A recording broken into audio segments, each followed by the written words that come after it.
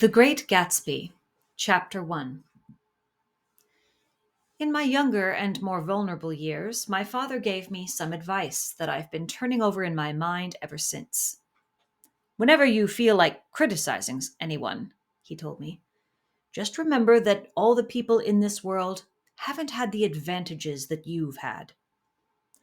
He didn't say any more, but we've always been unusually communicative in a reserved way, and I understood that he meant a great deal more than that. In consequence, I'm inclined to reserve all judgments, a habit that has opened up many curious natures to me and also made me the victim of not a few veteran bores. The abnormal mind is quick to detect and attach itself to this quality when it appears in a normal person. And so it came about that in college I was unjustly accused of being a politician because I was privy to the secret griefs of wild, unknown men. Most of the confidences were unsought. Frequently, I have feigned sleep, preoccupation, or a hostile levity when I realized by some unmistakable sign that an intimate revelation was quivering on the horizon. For the intimate revelations of young men, or at least the terms in which they express them, are usually plagiaristic and marred by obvious suppressions. Reserving judgments is a matter of infinite hope. I am still a little afraid of missing something if I forget that, as my father snobbishly suggested, and I snobbishly repeat, a sense of the fundamental decencies is parceled out unequally at birth. And, after boasting this way of my tolerance, I come to the admission that it has a limit. Conduct may be founded on the hard rock or the wet marshes, but after a certain point, I don't care what it's founded on. When I came back from the East last autumn, I felt that I wanted the world to be in uniform and at a sort of moral attention forever. I wanted no more riotous excursions with privileged glimpses into the human heart. Only Gatsby, the man who gives his name to this book, was exempt from my reaction. Gatsby, who represented everything for which I have an unaffected scorn. If personality is an unbroken series of successful gestures, then there was something gorgeous about him, some heightened sensitivity to the promises of life, as if he were related to one of those intricate machines that register earthquakes 10,000 miles away. This responsiveness had nothing to do with that flabby impressionability which is dignified under the name of the creative temperament. It was an extraordinary gift for hope, a romantic readiness such as I have never found in any other person, and which it is not likely I shall ever find again. No, Gatsby turned out all right at the end. It is what preyed on Gatsby, what foul dust floated in the wake of his dreams that temporarily closed out my interest in the abortive sorrows and short-winded elations of men. My family have been prominent, well-to-do people in this Middle Western city for 3 generations. The Carraways are something of a clan, and we have a tradition that we're descended from the Dukes of Buccleuch. But the actual founder of my line was my grandfather's brother, who came here in '51, sent a substitute to the Civil War, and started the wholesale hardware business that my father carries on today. I never saw this great uncle, but I'm supposed to look like him, with special reference to the rather hard-boiled painting that hangs in father's office. I graduated from New Haven in 1915, just a quarter of a century after my father, and a little later I participated in that delayed Teutonic migration known as the Great War. I enjoyed the counter-raid so thoroughly that I came back restless. Instead of being the warm center of the world, the Middle West now seemed like the ragged edge of the universe. So I decided to go east and learn the bond business. Everybody I knew was in the bond business, so I supposed it could support one more single man. All my aunts and uncles talked it over as if they were choosing a prep school for me, and finally said, "Why, yes," with very grave, hesitant faces. Father agreed to finance me for a year, and after various delays, I came east, permanently, I thought, in the spring of '22. The practical thing was to find rooms in the city, but it was a warm season, and I had just left a country of wide lawns and friendly trees. So when a young man at the office suggested that we take a house together in a commuting town, it sounded like a great idea. He found the house, a weather-beaten cardboard bungalow at $80 a month, but at the last minute the firm ordered him to Washington, and I went out to the country alone. I had a dog, At least, I had him for a few days until he ran away, and an old Dodge, and a Finnish woman, who made my bed and cooked breakfast and muttered Finnish wisdom to herself over the electric stove. It was lonely for a day or so until one morning some man, more recently arrived than I, stopped me on the road. "How do you get to West Egg Village?" he asked helplessly. I told him. And as I walked on, I was lonely no longer. I was a guide, a pathfinder, an original settler. He had casually conferred on me the freedom of the neighborhood. And so, with the sunshine and the great bursts of leaves growing on the trees, just as things grow in fast movies, I had that familiar conviction that life was beginning over again with the summer.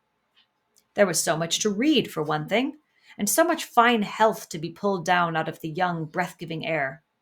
I bought a dozen volumes on banking and credit and investment securities, and they stood on my shelf in red and gold like new money from the mint, promising to unfold the shining secrets that only Midas and Morgan and Masoness knew. And I had the high intention of reading many other books besides. I was rather literary in college. One year I wrote a series of very solemn and obvious editorials for the Yale News, and now I was going to bring back all such things into my life and become again that most limited of all specialists, the well-rounded man. This isn't just an epigram. Life is much more successfully looked at from a single window, after all. It was a matter of chance that I should have rented a house in one of the strangest communities in North America. It was on that slender, riotous island which extends itself due east of New York, and where there are, among other natural curiosities, two unusual formations of land. 20 miles from the city, a pair of enormous eggs, identical in contour and separated only by a courtesy bay, jut out into the most domesticated body of salt water in the Western Hemisphere, the great wet barnyard of Long Island Sound. They are not perfect ovals. Like the egg in the Columbus story, they are both crushed flat at the contact end, but their physical resemblance must be a source of perpetual confusion to the gulls that fly overhead. To the wingless, a more arresting phenomenon is their dissimilarity in every particular except shape and size. I lived at West Egg, the less fashionable of the two, though this is a most superficial tag to express the bizarre and not a little sinister contrast between them. My house was at the very tip of the egg, only 50 yards from the Sound, and squeezed between two huge places that rented for 12 or 15,000 a season. The one on my right was a colossal affair by any standard. It was a factual imitation of some Hotel de Ville in Normandy, with a tower on one side, spanking new under a thin beard of raw ivy, and a marble swimming pool, and more than 40 acres of lawn and garden. It was Gatsby's mansion. Or rather, as I didn't know Mr. Gatsby, it was a mansion inhabited by a gentleman of that name. My own house was an eyesore, but it was a small eyesore, and it had been overlooked, so I had a view of the water, a partial view of my neighbor's lawn, and the consoling proximity of millionaires, all for $80 a month. Across the Courtesy Bay, the white palaces of fashionable East Egg glittered along the water, and the history of the summer really begins on the evening I drove over there to have dinner with the Tom Buchanans. Daisy was my second cousin once removed, and I'd known Tom in college. And just after the war, I spent 2 days with them in Chicago. Her husband, among various physical accomplishments, had been one of the most powerful ends that ever played football at New Haven. A national figure in a way, one of those men who reach such an acute, limited excellence at 21 that everything afterward savors of anticlimax. His family were enormously wealthy. Even in college, his freedom with money was a matter for reproach. But now he'd left Chicago and come east in a fashion that rather took your breath away. For instance, he'd brought down a string of polo ponies from Lake Forest. It was hard to realize that a man in my own generation was wealthy enough to do that. Why they came east, I don't know. They had spent a year in France for no particular reason, and then drifted here and there unrestfully wherever people played polo and were rich together. "This was a permanent move," said Daisy over the telephone, but I didn't believe it. I had no sight into Daisy's heart, but I felt that Tom would drift on forever seeking, a little wistfully, for the dramatic turbulence of some irrecoverable football game. And so it happened that on a warm, windy evening I drove over to East Egg to see two old friends whom I scarcely knew at all. Their house was even more elaborate than I expected. a cheerful red and white Georgian colonial mansion overlooking the bay. The lawn started at the beach and ran toward the front door for a quarter of a mile, jumping over sundials and brick walls and burning gardens. Finally, when it reached the house, drifting up the side in bright vines as though from the momentum of its run. The front was broken by a line of French windows, glowing now with reflected gold and wide open to the warm, windy afternoon, and Tom Buchanan in riding clothes was standing with his legs apart on the front porch. He had changed since his New Haven years. Now he was a sturdy, straw-haired man of 30, with a rather hard mouth and a supercilious manner. Two shining, arrogant eyes had established dominance over his face and gave him the appearance of always leaning aggressively forward. Not even the effeminate swank of his riding clothes could hide the enormous power of that body. He seemed to fill those glistening boots until he strained the top lacing, and you could see a great pack of muscle shifting when his shoulder moved under his thin coat. It was a body capable of enormous leverage, a cruel body. His speaking voice, a gruff, husky tenor, added to the impression of fractiousness he conveyed. There was a touch of paternal contempt in it, even toward people he liked, and there were men at New Haven who had hated his guts. "Now, don't think my opinion on these matters is final," he seemed to say, "just because I'm stronger and more of a man than you are." We were in the same senior society, and while we were never intimate, I always had the impression that he approved of me and wanted me to like him with some harsh, defiant wistfulness of his own. We talked for a few minutes on the sunny porch. "I've got a nice place here," he said, his eyes flashing about restlessly. Turning me around by one arm, he moved a broad, flat hand along the front vista, including in its sweep a sunken Italian garden, a half-acre of deep, pungent roses, and a snub-nosed motorboat that bumped the tide offshore. "It belonged to Domain, the oil man." He turned me around again, politely and abruptly. "We'll go inside." We walked through a high hallway into a bright, rosy-colored space, fragilely bound into the house by French windows at either end. The windows were ajar and gleaming white against the fresh grass outside that seemed to grow a little way into the house. A breeze blew through the room, blew curtains in at one end and out the other like pale flags, twisting them up toward the frosted wedding cake of the ceiling, and then rippled over the wine-colored rug, making a shadow on it as wind does on the sea. The only completely stationary object in the room was an enormous couch on which two young women were buoyed up as though upon an anchored balloon. They were both in white, and their dresses were rippling and fluttering as if they had just been blown back in after a short flight around the house. I must have stood for a few moments listening to the whip and snap of the curtains and the groan of a picture on the wall. Then there was a boom as Tom Buchanan shut the rear windows, and the caught wind died out about the room, and the curtains and the rugs, and the two young women ballooned slowly to the floor. The younger of the two was a stranger to me. She was extended full length at her end of the divan, completely motionless, and with her chin raised a little, as if she were balancing something on it which was quite likely to fall. If she saw me out of the corner of her eye, she gave no hint of it. Indeed, I was almost surprised into murmuring an apology for having disturbed her by coming in. The other girl, Daisy, made an attempt to rise. She leaned slightly forward with a conscientious expression. Then she laughed, an absurd, charming little laugh, and I laughed too and came forward into the room. "I'm paralyzed with happiness." She laughed again as if she said something very witty, and held my hand for a moment, looking up into my face, promising that there was no one in the world she so much wanted to see. That was a way she had. She hinted in a murmur that the surname of the balancing girl was Baker. I've heard it said that Daisy's murmur was only to make people lean toward her, an irrelevant criticism that made it no less charming. At any rate, Miss Baker's lips fluttered, she nodded at me almost imperceptibly, and then quickly tipped her head back again. The object she was balancing had obviously tottered a little and given her something of a fright. Again, a sort of apology arose to my lips. Almost any exhibition of complete self-sufficiency draws a stunned tribute from me. I looked back at my cousin, who began to ask me questions in her low, thrilling voice. It was the kind of voice that the ear follows up and down, as if each speech is an arrangement of notes that will never be played again. Her face was sad and lovely, with bright things in it, bright eyes and a bright, passionate mouth. But there was an excitement in her voice that men who had cared for her found difficult to forget. A singing compulsion, a whispered, "Listen," a promise that she had done gay, exciting things just a while since, and that there were gay, exciting things hovering in the next hour. I told her how I had stopped off in Chicago for a day on my way east, and how a dozen people had sent their love through me. Do they miss me? She cried ecstatically. The whole town is desolate. All the cars have the left rear wheel painted black as a mourning wreath, and there's a persistent wail all night along the North Shore. How gorgeous! Let's go back, Tom, tomorrow! Then she added irrelevantly, You ought to see the baby. I'd like to.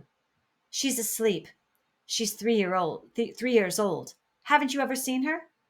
Never. Well, you ought to see her. She's... Tom Buchanan, who had been hovering restlessly about the room, stopped and rested his hand on my shoulder. What you doing, Nick? I'm a bondman. Who with? I told him. Never heard of them, he remarked decisively. This annoyed me. You will, I answered shortly. You will if you stay in the East. Oh, I'll stay in the East, don't you worry, he said, glancing at Daisy and then back at me as if he were alert for something more. I'd be a goddamn fool to live anywhere else. At this point, Miss Baker said, Absolutely, with such suddenness that I started. It was the first word she had uttered since I came into the room. Evidently it surprised her as much as it did me, for she yawned and with a series of rapid, deft movements stood up into the room. I'm stiff, she complained.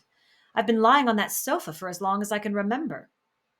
Don't look at me, Daisy retorted. I've been trying to get you to New York all afternoon. No thanks, said Miss Baker to the 4 cocktails just in from the pantry. I'm absolutely in training. Her host looked at her incredulously. You are? He took down his drink as if it were a drop in the bottom of a glass. How you ever get anything done is beyond me. I looked at Miss Baker, wondering what it was she got done. I enjoyed looking at her. She was a slender, small-breasted girl, with an erect carriage, which she accentuated by throwing her body backward at the shoulders like a young cadet. Her gray, sun-strained eyes looked back at me with polite, reciprocal curiosity out of a wan, charming, discontented face. It occurred to me now that I had seen her, or a picture of her, somewhere before. You live in West Egg, she remarked contemptuously. I know somebody there. Well, I don't know a single... You must know Gatsby. Gatsby? Demanded Daisy. What Gatsby? Before I could reply that he was my neighbor, dinner was announced. Wedging his tense arm imperatively under mine, Tom Buchanan compelled me from the room as though he were moving a checker to another square. Slenderly, languidly, their hands set lightly on their hips, the 2 young women preceded us out onto a rosy-colored porch, open toward the sunset, where 4 candles flickered on the table in the diminished wind. Why candles? Objected Daisy, frowning. She snapped them out with her fingers. In 2 weeks it'll be the longest day in the year. She looked at us all radiantly. Do you always watch for the longest day of the year and then miss it? I always watch for the longest day in the year and then miss it. We ought to plan something, yawned Miss Baker, sitting down at the table as if she were getting into bed. All right, said Daisy. What'll we plan? She turned to me helplessly. What do people plan? Before I could answer, her eyes fastened with an odd expression on her little finger. Look, she complained. I hurt it. We all looked. The knuckle was black and blue. You did it, Tom, she said accusingly. I know you didn't mean to, but you did do it. That's what I get for marrying a brute of a man, a great, big, hulking, physical specimen of a... I hate that word hulking, objected Tom crossly, even in kidding. Hulking, insisted Daisy. Sometimes she and Miss Baker talked at once, unobtrusively and with a bantering inconsequence that was never quite chatter, that was as cool as their white dresses and their impersonal eyes in the absence of all desire. They were here, and they accepted Tom and me, making only a polite, pleasant effort to entertain or to be entertained. They knew that presently dinner would be over, and a little later the evening too would be over and casually put away. It was sharply different from the West, where an evening was hurried from phase to phase toward its close, in a continually disappointed anticipation or else in sheer nervous dread of the moment itself. You make me feel uncivilized, Daisy, I confessed on my second glass of corky but rather impressive claret. Can't you talk about crops or something? I meant nothing in particular by this remark, but it was taken up in an unexpected way. Civilization's going to pieces, broke out Tom violently. I've gotten to be a terrible pessimist about things. Have you read The Rise of the Colored Empires by this man Goddard? Why, no, I answered, rather surprised by his tone. Well, it's a fine book, and everybody ought to read it. The idea is if we don't look out, the white race will be utterly submerged. It's all scientific stuff. It's been proved. Tom's getting very profound, said Daisy, with an expression of unthoughtful sadness. He reads deep books with long words in them. What was that word Well, these books are all scientific, insisted Tom, glancing at her impatiently. This fellow has worked out the whole thing. It's up to us, who are the dominant race, to watch out, or these other races will have control of things. We've got to beat them down, whispered Daisy, winking ferociously toward the fervent sun. You ought to live in California, began Miss Baker, but Tom interrupted her by shifting heavily in his chair. This idea is that we're Nordics. I am, and you are, and after an infinitesimal hesitation, he included Daisy with a slight nod, and she winked at me again. And we've produced all the things that go to make civilization. Oh, science and art and all that, do you see? There was something pathetic in his concentration, as if his complacency, more acute than of old, was not enough to him any more. When, almost immediately, the telephone rang inside and the butler left the porch, Daisy seized upon the momentary interruption and leaned toward me. I'll tell you a family secret, she whispered enthusiastically. It's about the butler's nose. Do you want to hear about the butler's nose? That's why I came over tonight. Well, he wasn't always a butler. He used to be the silver polisher for some people in New York that had a silver service for 200 people. He had to polish it from morning till night until finally it began to affect his nose. Things went from bad to worse, suggested Miss Baker. Yes, things went from bad to worse until finally he had to give up his position. For a moment, the last sunshine fell with romantic affection upon her glowing face. Her voice compelled me forward breathlessly as I listened. Then the glow faded, each light deserting her with lingering regret, like children leaving a pleasant street at dusk. The butler came back and murmured something close to Tom's ear, whereupon Tom frowned, pushed back his chair, and without a word went inside. As if his absence quickened something within her, Daisy leaned forward again, her voice glowing and singing. I love to see you at my table, Nick. You remind me of a rose, an absolute rose, doesn't he? She turned to Miss Baker for confirmation. An absolute rose? This was untrue. I am not even faintly like a rose. She was only extemporizing, but a stirring warmth flowed from her, as if her heart was trying to come out to you, concealed in one of those breathless, thrilling words. Then suddenly she threw her napkin on the table and excused herself and went into the house. Miss Baker and I exchanged a short glance, consciously devoid of meaning. I was about to speak when she sat up alertly and said, "Shh," in a warning voice. A subdued, impassioned murmur was audible in the room beyond, and Miss Baker leaned forward, unashamed, trying to hear. The murmur trembled on the verge of coherence, sank down, mounted excitedly, and then ceased altogether. "This Mr. Gatsby you spoke of is my neighbor," I said. "Don't talk. I want to hear what happens." "Is something happening?" I inquired innocently. "You mean to say you don't know?" said Miss Baker, honestly surprised. "I thought everybody knew." "I don't." "Why," she said hesitantly, "Tom's got some woman in New York." "Got some woman?" I repeated blankly. Miss Baker nodded. "She might have the decency not to telephone him at dinner time, don't you think?" Almost before I had grasped her meaning, there was the flutter of a dress and the crunch of leather boots, and Tom and Daisy were back at the table. "It couldn't be helped," cried Daisy with tense gaiety. She sat down, glanced searchingly at Miss Baker and then at me, and continued, "I looked outdoors for a minute, and it's very romantic outdoors. There's a bird on the lawn that I think must be a nightingale come over on the Cunard or White Star line. He's singing away." Her voice sang. "It's romantic, isn't it, Tom?" "Very romantic," he said, and then miserably to me, "If it's light enough after dinner, I want to take you down to the stables." The telephone rang inside, startlingly, and as Daisy shook her head decisively at Tom, the subject of the stables, in fact all subjects, vanished into air. Among the broken fragments of the last 5 minutes at table, I remember the candles being lit again, pointlessly, and I was conscious of wanting to look squarely at everyone, and yet to avoid all eyes. I couldn't guess what Daisy and Tom were thinking, but I doubt if even Miss Baker, who seemed to have mastered a certain hardy skepticism, was able utterly to put this fifth guest's shrill metallic urgency out of mind. To a certain temperament, the situation might have seemed intriguing. My own instinct was to telephone immediately for the police. The horses, needless to say, were not mentioned again.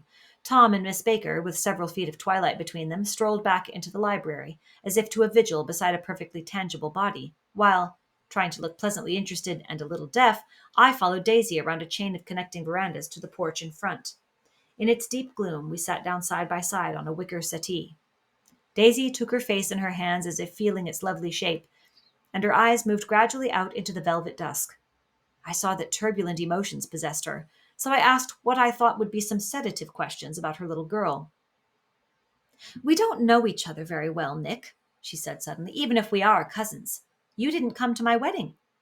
"I wasn't back from the war." "That's true." She hesitated.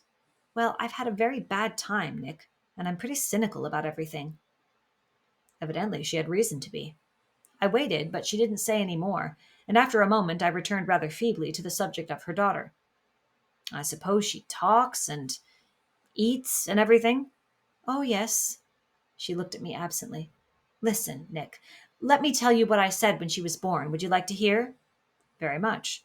"It'll show you how I've gotten to feel about things. Well, she was less than an hour old, and Tom was God knows where. I woke up out of the ether with an utterly abandoned feeling, and asked the nurse right away if it was a boy or a girl. She told me it was a girl, and so I turned my head away and wept. 'All right,' I said, 'I'm glad it's a girl. And I hope she'll be a fool. That's the best thing a girl can be in this world, a beautiful little fool.' You see, I think everything's terrible anyhow," she went on in a convinced way. "Everybody thinks so, the most advanced people. And I know. I've been everywhere and seen everything and done everything." Her eyes flashed around her in a defiant way, rather like Tom's, and she laughed with thrilling scorn. "Sophisticated. God, I'm sophisticated." The instant her voice broke off, ceasing to compel my attention, my belief, I felt the basic insincerity of what she had said.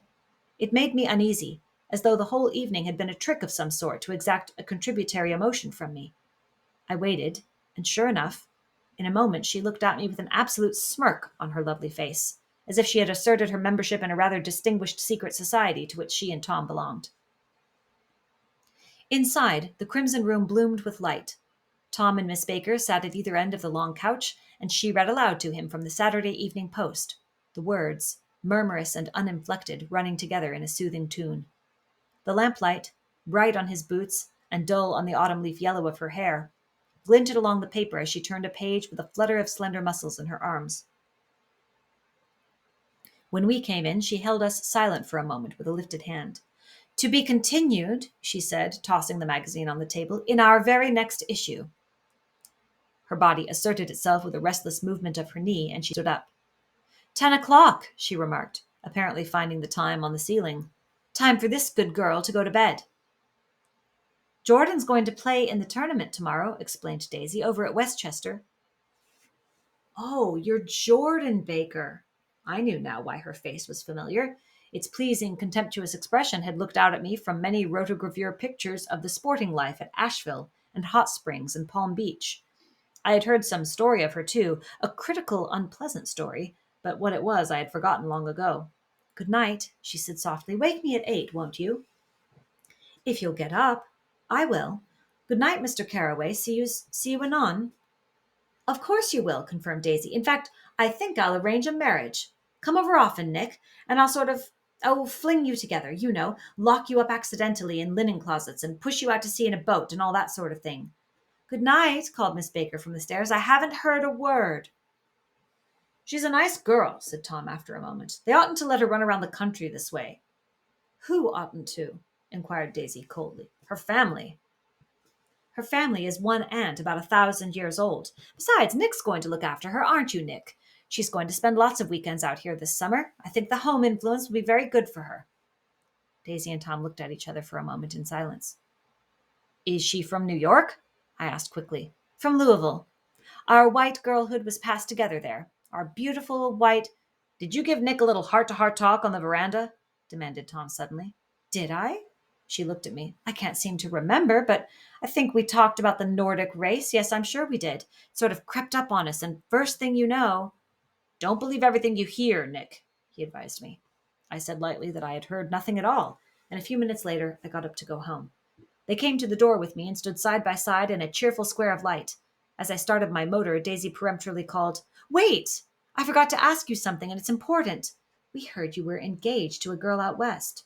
"That's right," corroborated Tom kindly. "We heard that you were engaged." "It's a libel. I'm too poor." "But we heard it," insisted Daisy, surprising me by opening up again in a flower-like way. "We heard it from 3 people, so it must be true." Of course, I knew what they were referring to, but I wasn't even vaguely engaged. The fact that gossip had published the bans was one of the reasons I had come east. You can't stop going with an old friend on account of rumors. And on the other hand, I had no intention of being rumored into marriage. Their interest rather touched me and made them less remotely rich. Nevertheless, I was confused and a little disgusted as I drove away. It seemed to me that the thing for Daisy to do was to rush out of the house, child in arms, but apparently there were no such intentions in her head. As for Tom, the fact that he had some woman in New York was really less surprising than that he had been depressed by a book. Something was making him nibble at the edge of stale ideas, as if his sturdy physical egotism no longer nourished his peremptory heart. Already it was deep summer on roadhouse roofs and in front of wayside garages, where new red gas pumps sat out in pools of light. And when I reached my estate at West Egg, I ran the car under its shed and sat for a while on an abandoned grass roller in the yard. The wind had blown off, leaving a loud, bright night, with wings beating in the trees and a persistent organ sound as the full bellows of the earth blew the frogs full of life. The silhouette of a moving cat wavered across the moonlight.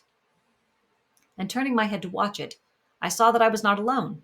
50 feet away, a figure had emerged from the shadow of my neighbor's mansion and was standing with his hands in his pockets regarding the silver pepper of the stars. Something in his leisurely movements and the secure position of his feet upon the lawn suggested that it was Mr. Gatsby himself, come out to determine what share was his of our local heavens. I decided to call to him. Miss Baker had mentioned him at dinner, and that would do for an introduction. But I didn't call to him, for he gave a sudden intimation that he was content to be alone. He stretched out his arms toward the dark water in a curious way, and, far as I was from him, I could have sworn he was trembling. Involuntarily, I glanced seaward, and distinguished nothing except a single green light, minute and far away, that might have been at the end of a dock. When I looked once more for Gatsby, he had vanished, and I was alone again in the unquiet darkness.